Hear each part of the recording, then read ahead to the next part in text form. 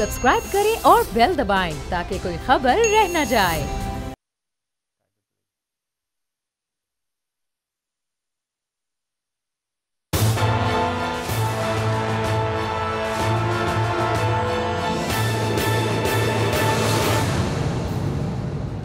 अस्सलाम वालेकुम नाज़रीन, मैं हूं आपका मेज़बान समी इब्राहिम और आप देख रहे हैं प्रोग्राम तज्जिया। मेरे साथ हैं डॉक्टर इशफाक। आज ख़ुसूसी तौर पर हमने उनसे रिक्वेस्ट की है, माहिर हैं इक़्तिसादियात के, इकॉनमी पे एक अथॉरिटी समझा जाता है पाकिस्तान में उन्हें। राना ताहिर साहब भी मेरे साथ हैं। इशू पाकिस्तान की इकॉनमी बहुत लेदे हो रही है। मीडिया में हम देखते हैं तो अपोजिशन बहुत एहतजाज कर रही है। आम बंदे की ज़िंदगी पर नज़र डालते हैं तो भले जो इकोनॉमिक इंडिकेटर हैं गवर्नमेंट के वो बेहतर हों, लेकिन आम आदमी बहुत परेशान है। महंगाई ने उसकी कमर तोड़ के रख दी है।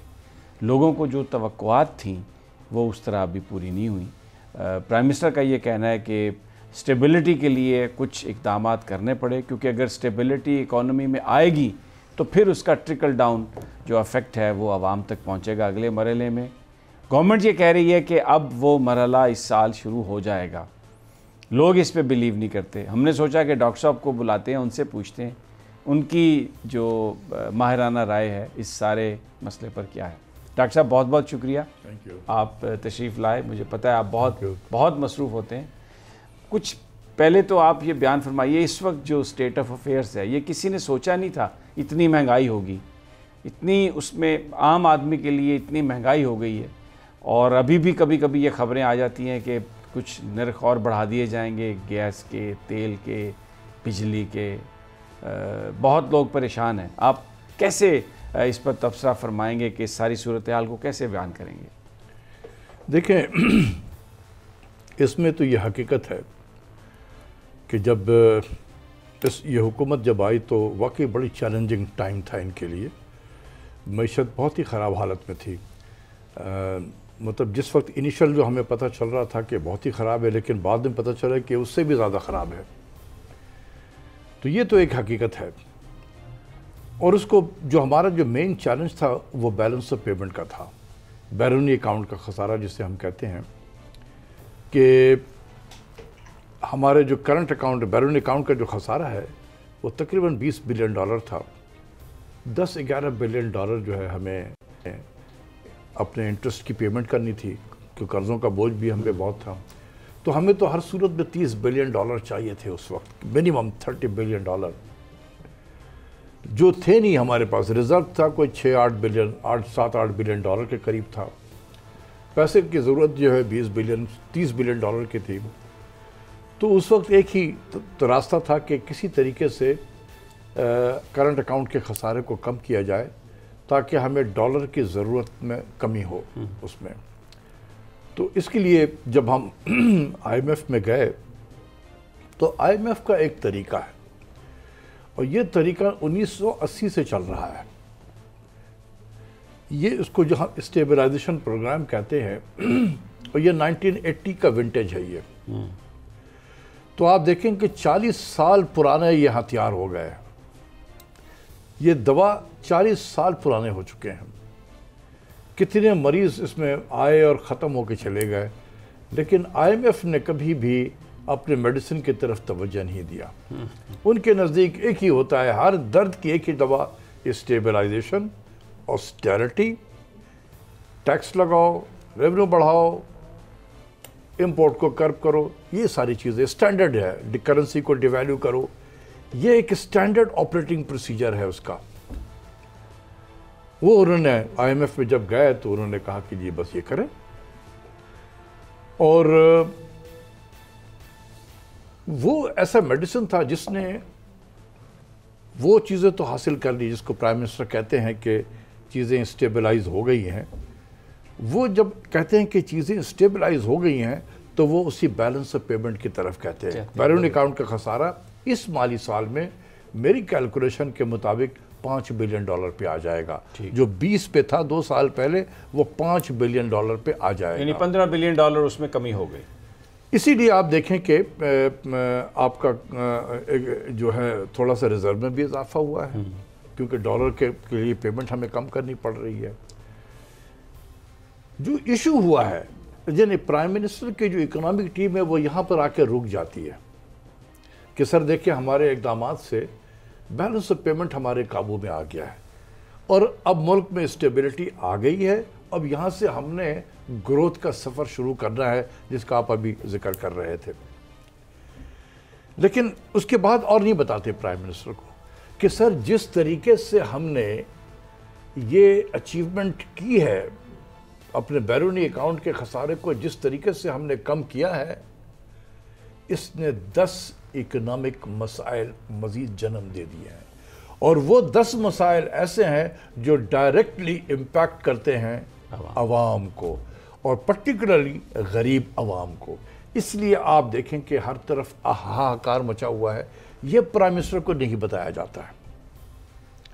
और इसमें डिबेट हो सकता है कि क्या ये तरीका जो था बैरूनी अकाउंट के खसारे को कम करना, यही एक तरीका था या कोई और तरीके भी या थे? कोई और तरीका था। ये तरीका है IMF का तरीका है, इंटरेस्ट रेट को बढ़ाओ ताकि इन्वेस्टमेंट कम हो जाए।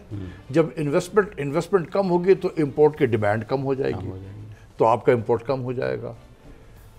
डिवैल्यूएशन करो ताकि इंपोर्टेड आइटम के तमाम कॉस्ट बढ़ जाए, वो बंद हो जाएगी आना, वो आना बंद होगा। शायद एक्सपोर्ट बढ़ जाए आपका, तो आपका बैरूनी अकाउंट का खसारा बेहतर हो जाएगा। ये है, इसको कहते हैं monetary approach to balance of payment. ये एक स्कूल ऑफ थॉट है जिसको हम शिकागो स्कूल ऑफ थॉट कहते हैं। ये यूनिवर्सिटी ऑफ शिकागो के जो ग्रेजुएट हैं वो यही बताते हैं। और ये monetary approach to balance of payment या inflation everywhere is a monetary phenomena, ये एक रिलीजन के हद तक, ये एक रिलीजन है IMF का। अगर आपने IMF में नौकरी करनी है तो आपको इस पे बैत करना पड़ेगा, इस रिलीजन पे, कि हर चीज़ मॉनेटरी फिनोमेना है। Even marriage is a monetary phenomena. मैं उधर जाना नहीं चाहता हूँ, हट जाऊंगा। लेकिन inflation is always a monetary phenomena, balance of payment is a monetary phenomena, एक रिलीजन है। तो जब आप उस रिलीजन के पास गए हैं, उस हेडक्वार्टर में जहाँ पे ये रिलीजन प्रैक्टिस की जा रही होती है, तो उन्होंने यही प्रैक्टिस करना था। उनके स्टाफ की ट्रेनिंग भी यही दी गई है। लेकिन हम किसी और स्कूल ऑफ थॉट से बिलीव करते हैं। हम समझते हैं कि not necessarily that everything is a monetary phenomena. ठीक है, पाकिस्तान में अफरात ज़र जो है वो इंटरेस्ट रेट को बढ़ाकर कम नहीं की जा सकती है, क्योंकि हमारे यहाँ सारा इशू है सप्लाई साइड का। सप्लाई ऑफ वेजिटेबल्स कम हो गई हैं, पोटैटो की सप्लाई कम हो गई है, टमाटर की सप्लाई कम हो गई है, और चीज़ों की सप्लाई कम हो गई है। उस सप्लाई डिमांड गैप होता है, कीमतें बढ़ जाती हैं। उसको इंटरेस्ट रेट बढ़ाकर टमाटर की कीमत कैसे कम कर सकते हैं आप? तो ये जो है वेस्टर्न फिलॉसफी है, वेस्टर्न स्कूल ऑफ थॉट है कि जब भी अफरात ज़र की शरह होगी, अफरात ज़र बढ़ता है, तो वेस्टर्न इकॉनमीज़ में वो समझते हैं कि ये एक्सेसिव डिमांड की वजह से हो रहा होता है।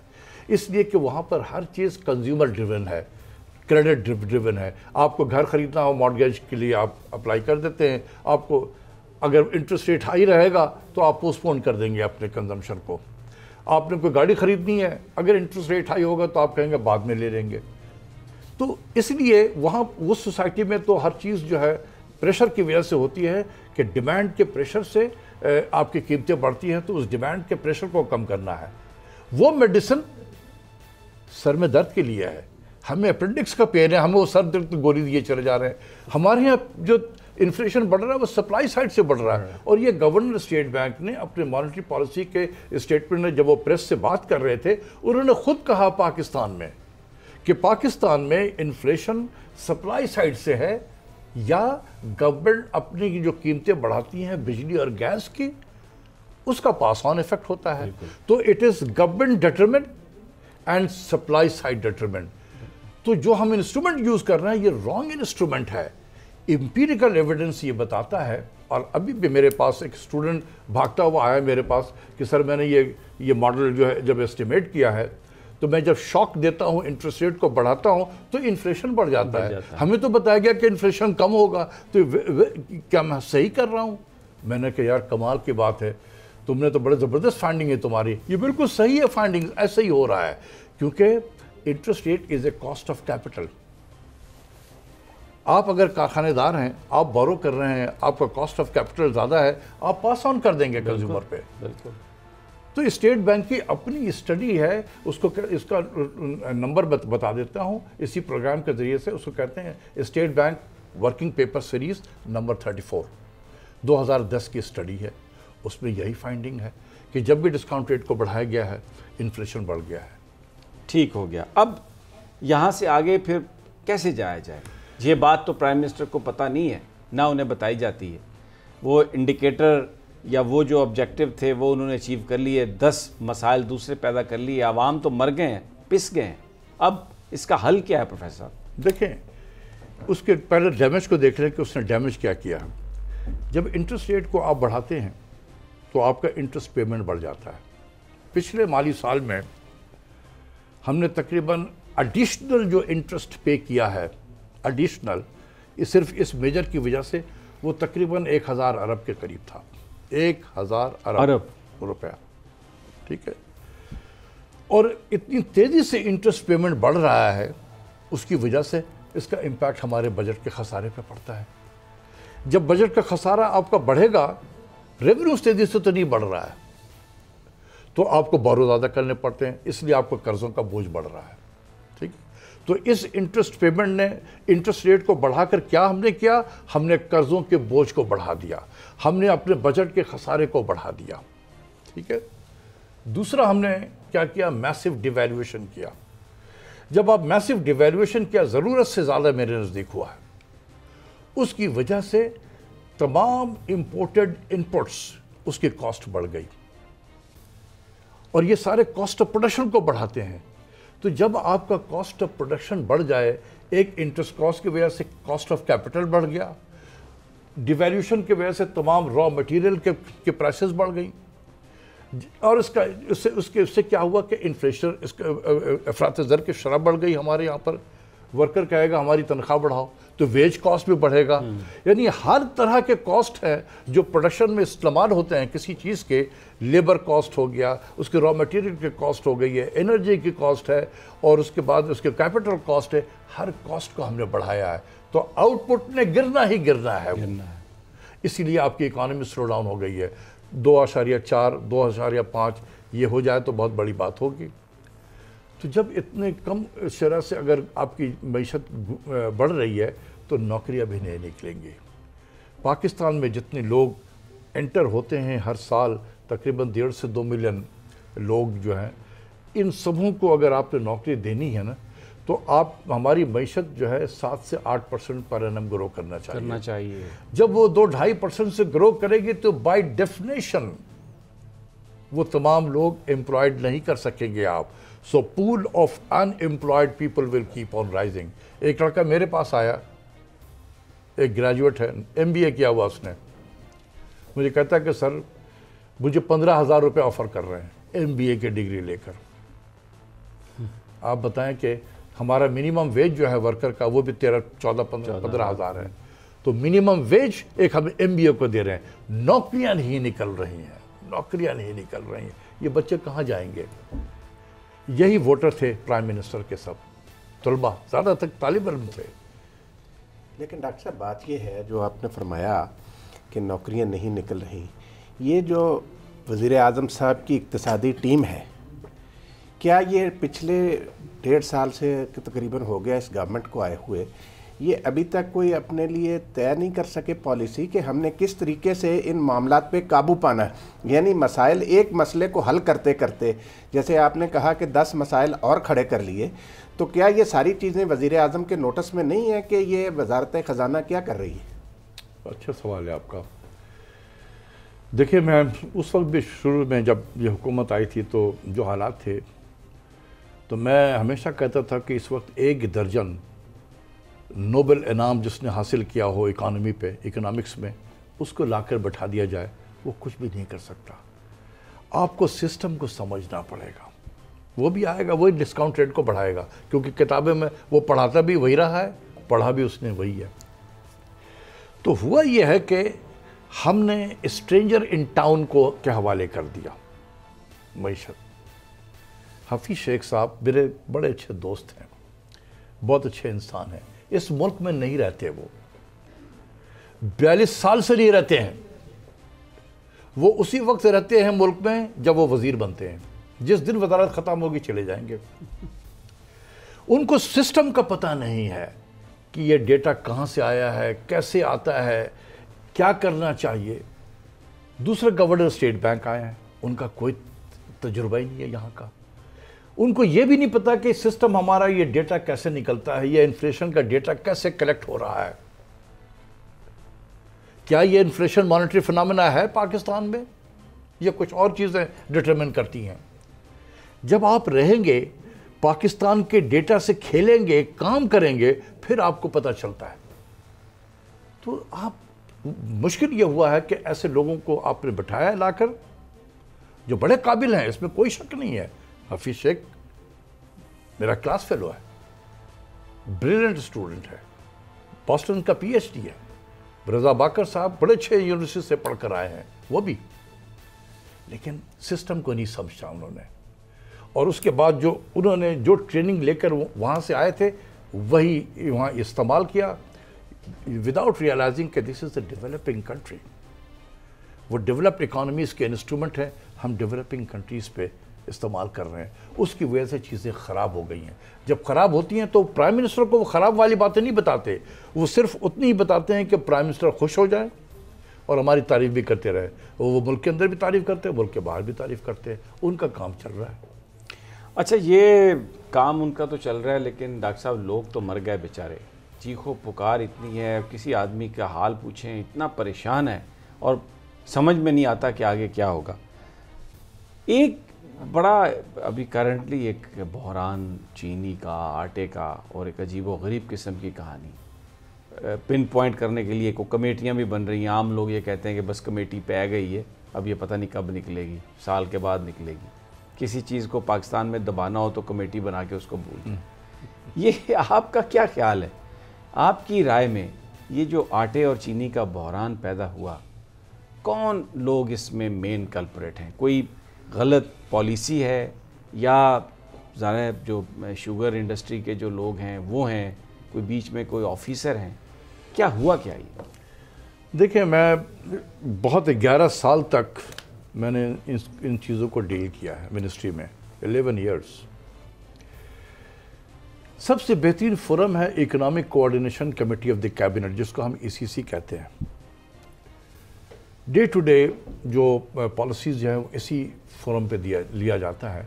اس کا ایک پہلا ایجنڈا آئٹم ہوا کرتا تھا جس میں ہمارے زمانے میں, جس کو ہم کہتے تھے اسٹاک پوزیشن کو ریویو کرنا اور پرائس سچویشن کو ریویو کرنا. اسٹاک پوزیشن جو ہے وہ NLC کے افسران ہمیں بتاتے تھے آ کر, اور پرائس سچویشن جو ہے وہ پاکستان بیورو آف اسٹیٹسٹکس کے جو افسران ہیں وہ آ کے دیتے تھے کہ قیمتوں کی کیا صورتحال ہے. جو NLC کے لوگ تھے وہ ہمیں بالکل بتاتے تھے کہ اس وقت آٹے, چینی, دال اور ایون پیٹرولیم پروڈکٹ اس کی کیا پوزیشن ہے, کتنے ڈیمانڈ ہے, کوئی شارٹیج تو نہیں ہونے والا ہے. تو آپ کو بہت پہلے وہ تمام چیزوں کا پتہ چل جاتا تھا اور آپ اسی وقت ایکشن لے لیتے تھے. حفیظ شیخ صاحب کے زمانے میں یہ ختم ہو گیا. وہ ریویوز جو ہوتا تھا ایجنڈا آئٹم نمبر 1 وہ ختم ہو گیا. تو جب چیزیں سر پر آ کے پڑ گئے, ختم کیوں ہوا؟ ٹھیک ہے, اب وہ نا تجربہ کاری کہوں گا نا, میں یہی کہوں گا نا. بھئی آپ اگر اس ملک پر رہیں, کام کریں, تو آپ کو پتہ چلے نا کہ ECC کے پلیٹ فارم کیا ہے, یہاں پر کیا ہوتا رہا ہے. دیکھیں, انسٹیٹیوشنل میموری جو ہے یہ بہت اہم چیز ہوتی ہے کسی بھی حکومت کے لیے. تو وہ جب نہیں ہو رہا ہے, آج میں ہمیشہ پوچھتا رہتا ہوں کہ بھئی ابھی بھی شروع کیا ہے, کہتے ہیں کہ ابھی تک نہیں شروع کیا ہے, کہ بھئی ریویو تو کرو چیزوں کو. میں اس لیے میرا سب سے پہلا ایک سجیشن ہے اس حکومت, اس پلیٹ فارم سے, کہ خدا کے واسطے ECC میں ایجنڈا آئٹم نمبر 1 ضرور وہ دوبارہ شروع کریں, تاکہ ہمیں وقت سے پہلے ایشوز کا پتہ چل جائے. اور میں یہاں سجیسٹ کروں گا کہ حالات کی نزاکت کو سامنے رکھتے ہوئے کہ پرائم منسٹر صاحب کیبنٹ کی میٹنگ بڑے ریگولر کر رہے ہیں. میں نے نہیں دیکھا کہ ماضی کے وزرائے اعظم جو ہے اتنی ریگولرلی کیبنٹ کی میٹنگ کرتے رہتے ہیں. تو یہ بہت زبردست کام کر رہے ہیں. ان کو چاہیے کہ ایجنڈا نمبر 1 آئٹم جو ہے وہ یہی چیزوں ہوں, اسٹاک پوزیشن اور پرائس سچویشن جو ہے یہ کیبنٹ کے میں یہ ریویو ہونا چاہیے, اور اس میں چاروں صوبوں کے چیف سیکرٹری بھی موجود ہوں اس ایجنڈا آئٹم کے لیے, تاکہ جب ان کو بتا دیا جائے, ڈائریکشن پرائم منسٹر دے دیں صوبوں کی چیف سیکرٹری کو کہ آپ اپنے اپنے صوبے میں اس چیز کو آپ نے نظر رکھنی ہے. ابھی کمیونیکیشن گیپ ہے جس کی وجہ سے چیزیں خراب ہوتی ہیں. پھر تو ڈاکٹر صاحب جو پرائم منسٹر کہتے ہیں یا جو حکومت کے کچھ وزراء کہتے ہیں کہ جی یہ ایک مافیا ہے اور وہ مافیا اوپر نیچے کر دیتی ہے, یہ جو میں آپ کی بات سن رہا ہوں یہ تو ایک بہت بڑا گورننس کا ایشو ہے, مینجمنٹ کا ایشو بڑا زیادہ لگتا ہے مجھے. اور اگر آپ کوئی گیپ بیچ میں چھوڑیں گے تو ظاہر ہے پھر جو آدمی کاروبار کرنے کے لیے بیٹھا ہوا ہے وہ اس کا ایڈوانٹیج تو اٹھا لے گا. دیکھیں اکنامکس میں ایک لفظ ہے, اس کو ریشنل ایکسپیکٹیشن کہتے ہیں. میرے خیال میں حفیظ شیخ صاحب کو شاید نہ پتہ ہو, لیکن گورنر باقر صاحب کو ضرور پتہ ہوگا اس کا. کہا جاتا ہے کہ ہیومن بینگز آر ریشنل. ان کو آپ اپرچونٹی دیں گے نا وہ کود جائے گا اس کے اندر میں. تو جب اس قسم کے گورننس کے ایشوز کی وجہ سے سپلائی ڈیمانڈ گیپ کریٹ ہوا تو اس قسم کے جو ایلیمنٹ ہیں وہ داخل ہو جائیں گے. ان کو اپرچونٹی مل گیا ہے. اگر راستے میں آپ جا رہے ہیں اور $50 کا بل اگر آپ کو پڑا وہ مل جائے تو کون سا شخص ہے جو چھوڑے گا, وہ ادھر ادھر دیکھے گا, اٹھا لے گا. ہی از اے ریشنل ہیومن بینگ. تو اسی لیے میں کہہ رہا ہوں کہ جب آپ ان کو موقع دیں گے وہ آ جائیں گے اس میں. ٹھیک ہے, یہاں پر میں بتا دوں sugar cane and sugar industry اور parliamentary crops and parliamentary industry ہے. یہ پارلیمنٹری ایک کراس دی پارلیمنٹ ہے. سبوں کے پاس سارے زیادہ تر گروور ہیں جو پارلیمنٹ پہ ہیں, زیادہ تر انڈسٹریلسٹ ہے وہ پارلیمنٹ میں ہیں. تو it is a parliamentary affairs ہیں یہ دونوں کراپ اور انڈسٹری, یہ پارلیمنٹری کراپ کہہ لیں اور پارلیمنٹری انڈسٹری کہہ لیں. تو یہاں پر بڑا مشکل ہے پرائم منسٹر کے لیے بھی یہ کہ پن پوائنٹ کرنا کہ کون اس کا ذمہ دار ہے. بیسیکلی میرے نزدیک یہ ایک گورننس کا ایشو تھا. کیلکولیشن میں غلطی ہوئی ہے, اور جب کیلکولیشن میں غلطی ہو اور پھر سر پہ آ کے پڑ جائے تو پھر بیڈ گورننس شروع ہو جاتی ہے, اور پھر وہاں پر اس قسم کے انسکروپلس ایلیمنٹ جو ہیں وہ داخل ہوتے ہیں اور اپنا کام کرتے ہیں. میں اشتہار ایک ٹی وی پہ دیکھ رہا تھا شوگر انڈسٹری کی طرف سے, جس میں وہ کچھ ایسے فگرز دے رہے تھے اور وہ کہہ رہے تھے کہ یہ جو چینی کی قیمت بڑھی ہے اس سے کاشتکاروں کو فائدہ ہو رہا ہے. گنا 180 روپے ہے لیکن ہم تو 260 روپے تک لے رہے ہیں پر من, اور یہ جو پاکستان میں جو چینی کی قیمتیں ہیں یہ پوری دنیا سے کم ہے. گویا وہ یہ اشتہار بھی چلا رہے تھے کہ اس کو قیمت کو اور بڑھنا چاہیے کیونکہ اس سے تو دیہی علاقوں میں لوگوں کو فائدہ ہو رہا ہے. صحیح کہہ رہے ہیں. وہ ایک اور ٹی وی کے چینل پہ میں دیکھ رہا تھا کہ ایک گروور کا بھی نمائندہ تھا وہاں پر, جو شوگر کین گرو کرتا ہے, وہ کسان کا کچھ نمائندہ تھا. وہ بالکل اس کو الٹ باتیں کر رہا تھا کہ ہم تو لٹ گئے, برباد ہو گئے. تو یہ چلتا رہے گا. یہ کاٹن میں بھی میں نے اپنے کیریئر میں دیکھا کہ جب کاٹن کا سیزن شروع ہوتا ہے نا جب تو یہ مل جو ہے کاٹن مل والے جو ہیں ٹیکسٹائل مل یہ کہتے ہیں او بمپر کراپ ہو گیا ہے. ہاں بمپر کراپ, تاکہ پرائسز ڈپریس ہو. جو گروور ہیں وہ لٹ گئے, برباد ہو گئے, سب سنڈی کھا گئی, فلاں ہو گیا, اتنا شارٹ فال ہوگا, امپورٹ کیا جائے. یہ تو یہ ایک گیم ہے جو کھیلا جاتا ہے. تو اس کو وہی سمجھے گا جنہوں نے اس کو ڈیل کیا ہوا ہے. ٹھیک ہو گیا. آپ باہر سے لا کے بٹھا دیں ایک نوبل لوریٹ کو, وہ پاگل ہو جائے گا. ایک گیم ہے ڈاکٹر صاحب کہہ رہے ہیں, اور بڑے بڑے جو کھلاڑی ہیں وہ یہ گیم, اور ڈیفینیٹلی فائدہ بھی انہی کا ہی ہوگا. عام آدمی جو بیچارہ وہ تو اس کے مقدر میں شاید پسنا ہی ہے, اور وہ پس رہا ہے. دیکھتے ہیں کب تک اس کی یہ اور ڈیل جاری رہے گی. یہاں پر ناظرین چھوٹا سا ایک وقفہ, اور واپس آتے ہیں تو دیگر مسائل پر گفتگو کریں گے.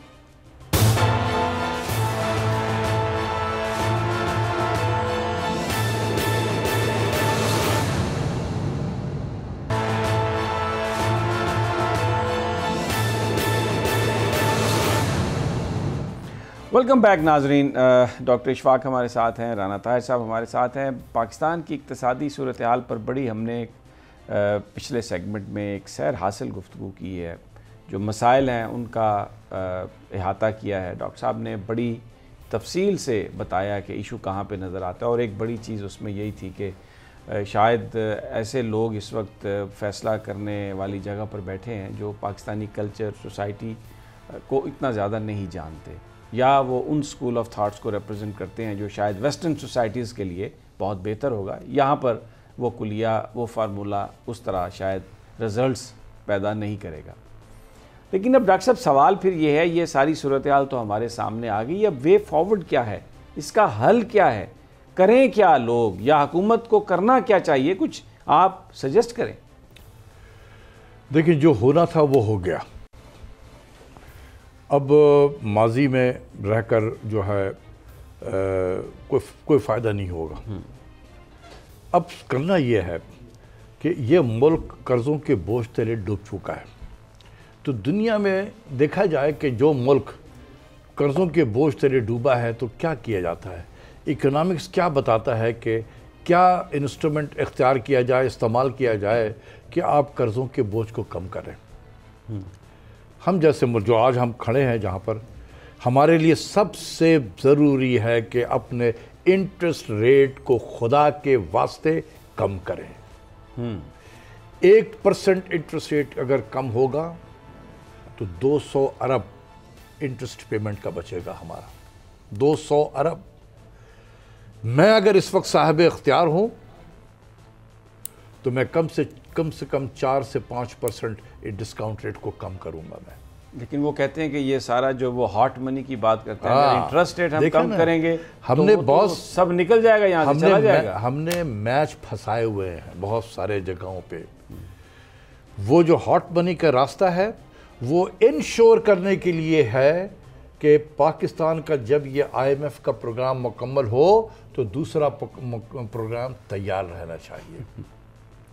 یہ اس کے لیے بیٹ ہے, جال ہم نے بچھا دیا ہے. اب اگر ہم جیسے جو میں کہہ رہا ہوں کہ آپ انٹرسٹ ریٹ کو کم کریں تو وہ کہیں گے ہاٹ منی نکلے گا. ٹھیک ہے, بالکل نکل جائے گا. وہ آیا ہے اسی لیے ایشورنس بھی آیا ہے. گورنر نے لنڈن میں بیٹھ کر ان بینکوں کو ایشورنس دی ہے کہ میں نے ایکسچینج ریٹ کو نہیں چھیڑنا ہے, بلکہ ضرورت پڑی تو اپریشیٹ کر دیں گے تو آپ کی پروفٹیبلٹی بڑھ جائے, اور انٹرسٹ ریٹ کو میں نے یہاں رکھنا ہے. آؤ پیسے بناؤ. بھائی 1.5 سے 2% انٹرسٹ ریٹ پہ پیسہ لا رہے ہیں, اور یہاں پر 13-14% جو ہے وہ ٹریجری بلز میں 3 مہینے کا ٹریجری بلز رکھا ہوا ہے 13.5-14% پہ. وہ رول اوور 3 مہینے کے بعد رول اوور کرتے جاتے ہیں اور ریٹرن لے کے جا رہے ہیں. یہ Pakistan has become haven for them to make money. لیکن پیسہ کون بنا رہا ہے؟ باہر والے بنا رہے ہیں. کس پیسے سے بنا رہے ہیں؟ جس پیسے کا پاکستان کی معیشت میں کوئی اس کا امپیکٹ نہیں ہے. کوئی امپیکٹ نہیں. لیکن ہم نے کیا کیا, اس ہاٹ منی کے چکر میں اپنی انڈسٹری کو کول کر دیا, بند کر دیا ہم نے. اس انٹرسٹ ریٹ پہ کوئی کاروبار نہیں ہو سکتا. اس انٹرسٹ ریٹ پہ سوائے ڈیٹ بڑھنے کے اور کچھ نہیں ہو سکتا ہے. تو یہ ایک ریسیپی ہے اگلے پروگرام کے لیے, IMF کے اگلے پروگرام. بالکل اگلے پروگرام کے لیے. دیکھیں ایجپٹ میں ایگزیکٹلی ایسے ہوا. میں ڈے 1 سے کہہ رہا تھا کہ جب یہ ایجپٹ کا پروگرام مکمل ہو رہا تھا ابھی اکتوبر 2019 میں, تو میں نے کہا کہ یہ لاسٹ پروگرام نہیں ہوگا. وہاں بھی کہا گیا تھا دس is the last programme, Egypt میں اب نہیں ہوگا IMF کا پروگرام. میں نے کہا کبھی نہیں ہوگا. اور میں نے کہا کہ جی ایجپٹ میں جانا ہی پڑے گا ایجپٹ کے حکمرانوں کو. منسٹری آف فائنانس تیار تھی, جنرل CC صاحب جو ہے وہ ذرا رکے ہوئے تھے کیونکہ غربت بڑھ گئی ہے ایجپٹ میں, بہت زیادہ غربت بڑھی ہے. وہ مجبور ہو گئے, انہوں نے 1% انٹرسٹ ریٹ کو کم کیا, $1 بلین نکل گیا. انہوں نے کہا کہ بھائی ہاتھ روکو. وہ ہمارے یہاں بھی یہی ہوگا. تو اس لیے یہ زہر قاتل ہے ہمارے لیے. پرائم منسٹر کو سمجھ میں نہیں آ رہا ہے. وہ جا کے انگریزی بول دیتے ہوں گے پرائم منسٹر کو, ان کو یہ ٹیکنیکل چیزیں سمجھ میں نہیں آتی ہوں گی. وہ سمجھتے کہ بھائی اس کی وجہ سے تو حالات ٹھیک ہو رہے ہیں, ہمارے ریزرو بڑھ گئے. بابا this is the most riskiest asset we have. to build reserve. یہ راستہ ہے نہیں ہے. میں یہ کروں گا کہ میں نے بانڈ فلوٹ کرنا ہے انٹرنیشنل مارکیٹ میں جا کر. 5 سال 10 سال کا میں نے بانڈ فلوٹ کرنا ہے, جو میں نے پرائم منسٹر کو پہلے بھی کہا تھا کہ آپ نے یہ کرنا ہے. ایک پورا لسٹ میں نے بنا کر دیا تھا, تاکہ میں اس سے اپنے ریزرو کو بلڈ کروں, تاکہ میرے پاس کشن ہو جائے کہ میں انٹرسٹ ریٹ کو کم کروں. اگر وہ ہاٹ منی نکلتا ہے نکل جائے, میں نے بلڈ کیا ہوا ہے ریزرو کو. اگر ہم نے بغیر بانڈ فلوٹ کیے ہوئے یا فردر ریزرو کو بلڈ کیے ہوئے اگر ہم نے انٹرسٹ ریٹ کو کم کیا, یہ پیسہ نکلے گا and this will create balance of payment crisis again in Pakistan. تو اس لیے جو میری سجیشن ہے کہ ایک انٹرسٹ ریٹ کو کم کریں اپنا, تاکہ آپ کا ڈیٹ کم ہو, آپ کی بورونگ کم ہو, آپ کا بجٹ کا خسارہ کم ہو. اگر آپ 5% انٹرسٹ ریٹ کو کم کرتے ہیں 1000 ارب آپ کو بچ جائے گا. اتنا آپ کا ڈیفیسٹ کم ہو جائے گا, 1000 ارب کی بورونگ کم ہو جائے گی آپ کی. یہی ڈیٹ آپ کا جو آج 84% آف جی ڈی پی ہے, یہ کھٹ سے نیچے آ جائے گا, اور آپ کی ریٹنگ بھی بڑھ جائے گی. ڈیٹ کے بڑھنے کی وجہ سے ریٹنگ خراب ہوتی ہے, ریٹنگ بڑھے گی آپ کی. آپ جہاں انٹرنیشنل مارکیٹ میں بانڈ فلوٹ کریں, آپ اس سے آپ ریزرو کو بلڈ کریں, کیونکہ لانگ ٹرم پیسے آ رہے ہیں, وہ 3 مہینے والا پیسہ نہیں ہے. لیکن چونکہ آپ نے مجھ سے کہلوا دیا ہے نا, یہ کبھی بھی نہیں کرے گی منسٹری آف فائنانس یہ کام, کیونکہ میں تو وہ راستہ بتا رہا ہوں کہ کس طریقے سے پاکستان کو نکالا جائے. لیکن اس میں ڈاکٹر صاحب ایک یہ بھی تو ہے نا کہ یہ سارے یہی تو پلیئر ہیں جنہوں نے پیسے پاکستان میں رکھے ہوئے ہیں, کم انٹرسٹ پہ لا کے پروفٹ بنا رہے ہیں. جب پاکستان بانڈ فلوٹ کرے گا تو آپ سمجھتے ہیں رسپانس اس کا بھی ان پلیئرز کی طرف سے پازیٹیو آئے گا؟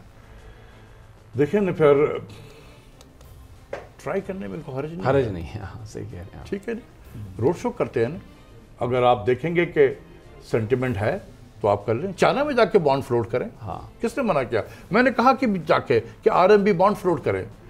یہ چائنا کی مارکیٹ سے $2 بلین اٹھانا کوئی بڑی بات نہیں ہے, اتنے پیسے ہیں چائنیز کے پاس میں. چائنا کا ذکر کیا آپ نے, سی پیک بھی پرائم منسٹر کی پریزیڈنٹ شی سے گفتگو بھی ہوئی ہے. کچھ رپورٹس ایسے آئیں کہ ہم نے پروگرامز کو ریویو کر دیا ہے, کچھ اس کو سلو ڈاؤن کر دیا ہے.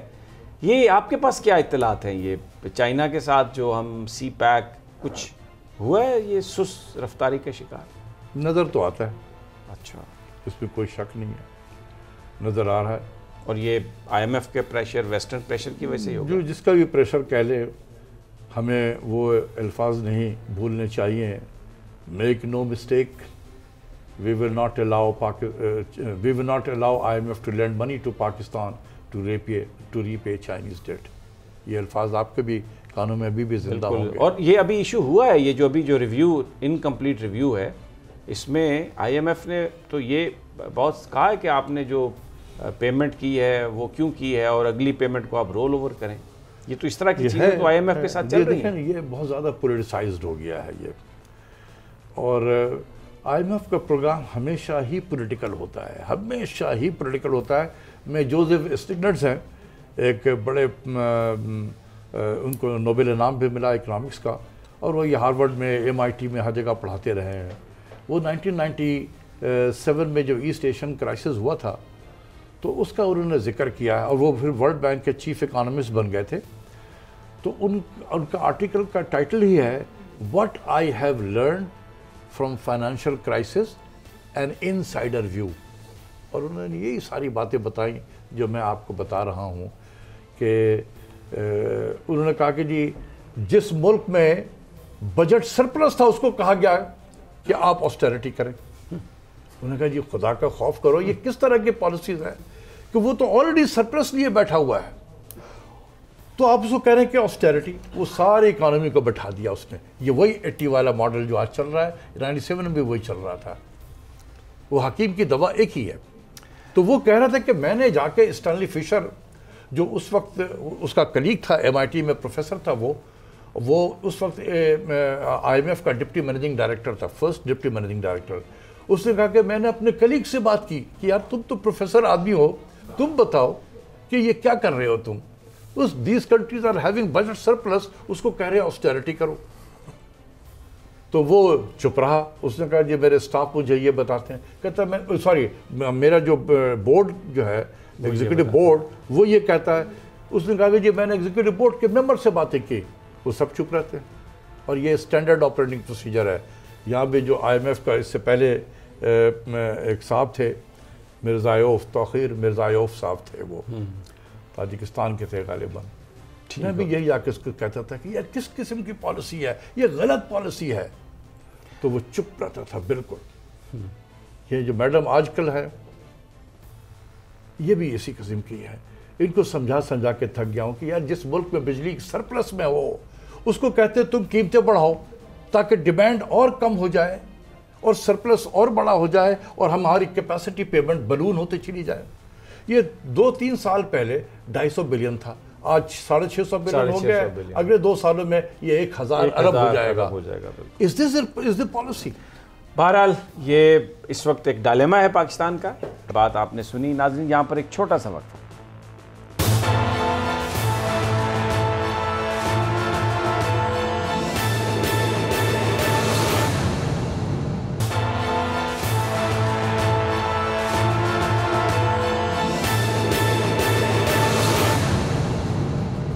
ویلکم بیک ناظرین. پاکستان کی اقتصادی صورتحال پر بات کر رہے ہیں، اور اب کیونکہ یہ آخری سیگمنٹ ہے تو ایک بڑا امپورٹنٹ ایشو ہے پاکستان کے لیے، FATF گرے لسٹ.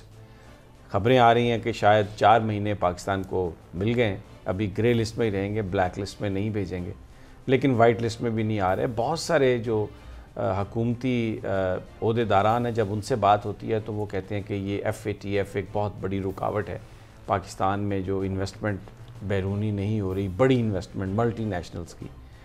کیونکہ گرے لسٹ میں ہے پاکستان تو اس لیے ابھی اعتماد کی کمی ہے.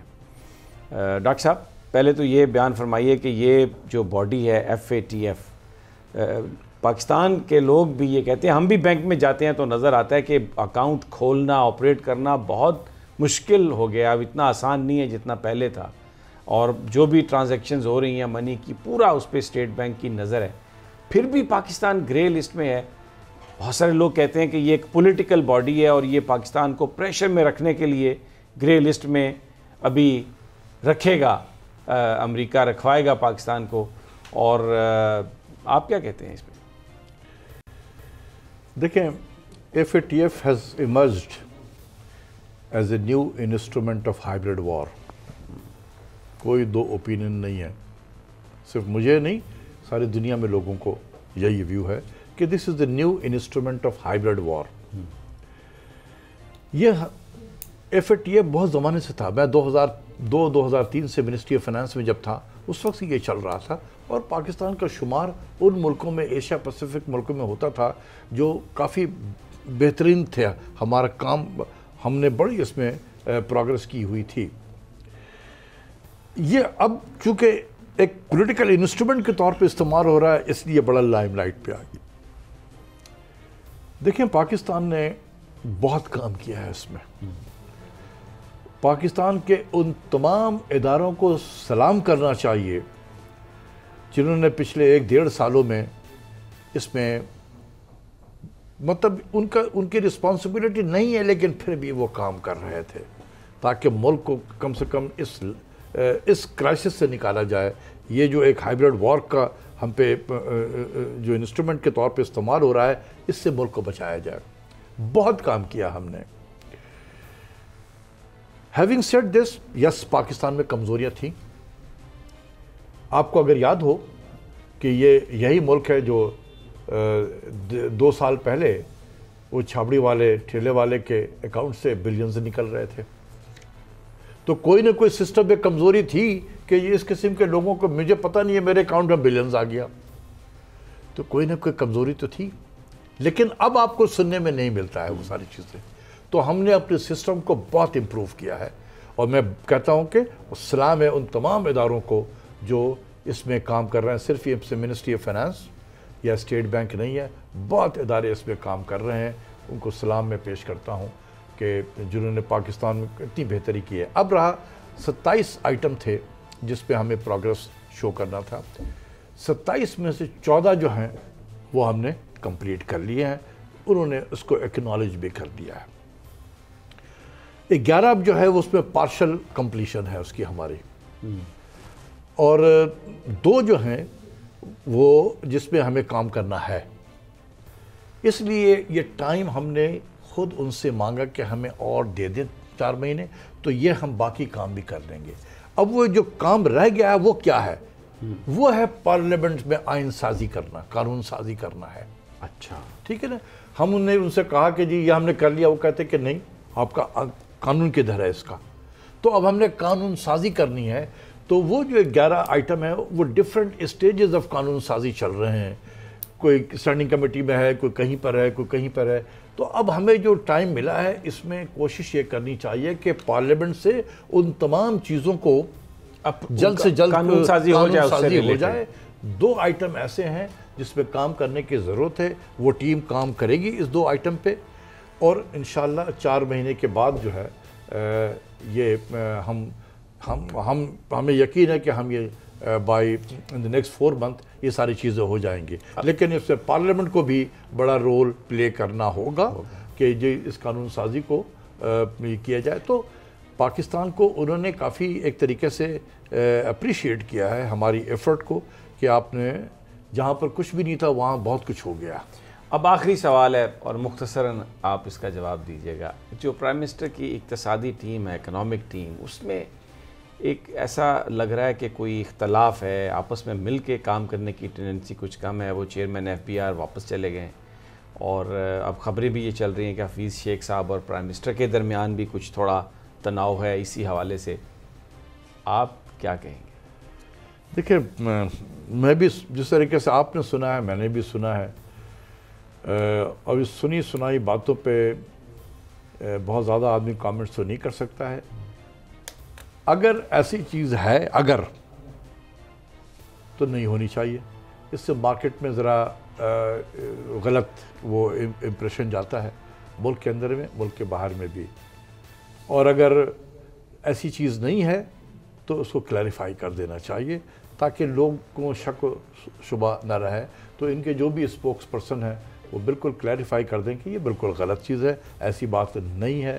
دیکھیں, پالیسی ڈفرینسز تو ہوتے رہتے ہیں کہ اگر پرائم منسٹر نے کہا کہ یہ کام کر دو, فنانس منسٹر کہتا ہے یار میرے پاس تو پیسے نہیں ہیں تو میں کہاں سے کروں گا.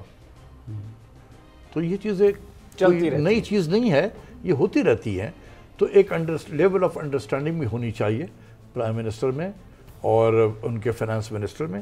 اور اس کا طریقہ یہ ہے, دنیا میں دیکھا ہے کہ یہ چیزیں اس وقت نہیں ہوتی ہیں جب دونوں میں میٹنگ بڑا فریکوینٹلی ہو. اکثر دنیا میں دیکھا ہوگا کہ پرائم منسٹر بریک فاسٹ پہ فنانس منسٹر کو بلا لیتا ہے, ناشتہ بھی کر رہے ہوتے ہیں, چیزیں بھی ڈسکس کر لیتے ہیں, اور معاملات اچھے ہو جاتے ہیں. اس کا آپ کہہ رہے ہیں کہ یہاں پر بھی پرائم منسٹر صاحب کو چاہیے کہ انٹریکشن بڑھا لے. نہیں, اگر زمینی حقائق سے ناشنا ہو وزیر خزانہ تو پھر پرائم منسٹر کیا کریں؟ لیکن پھر بھی ناشتے پہ شاید وہ زمینی حقائق سے آشنا ہو بھی سکتے ہیں.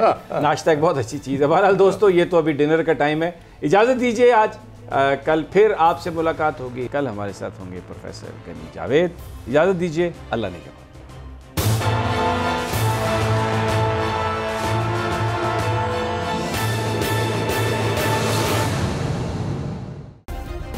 سبسکرائب کریں اور بیل دبائیں تاکہ کوئی خبر رہ نہ جائے.